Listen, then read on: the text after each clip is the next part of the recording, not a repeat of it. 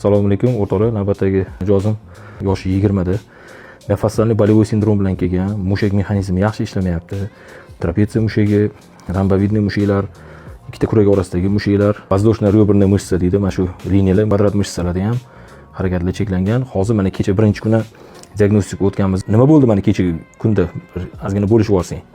O'sha kecha mana kiyganimdan beri o'sha tortishib, xuddi belni nimadir qisib qo'yganda, o'sha qachon peshkom yursam o'sha qisib turardi-da.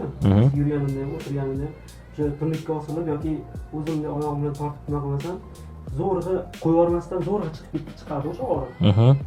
Keyin kecha nima qilganimizdan keyin borib o'sha yurganimda ham xuddi bir tortilib turgan narsa sal bo'shashgandek, keyin turnikka osilib tortinganimda qisib zo'rg'a qo'yib yuborardi o'sha. Kecha nima просто ichidan osilib ozgina siltansam, o'sha sal qo'yib yubordi-da, bemalol. Kuchanib nima qilishim ham shaklas. Mana shu joyda. Degan narsa. Xudo xolisi bo'ldi, endi xudo bugun birinchi kun ishlaymiz. Shunaqa ko'pincha birinchi diagnostikani o'zida rezultat bo'ladi, xudo xolisi. Kimda agar mushaklarda harakatlar cheklanishi paydo bo'layotgan bo'lsa, mushaklaringizda trigger kasalligi bor deb taxmin qilayotgan bo'lsangiz, bemalol murojaat qilishingiz mumkin. Siz bilan aynan qanaqa ishlash kerakligini birgalikda ko'rib chiqamiz.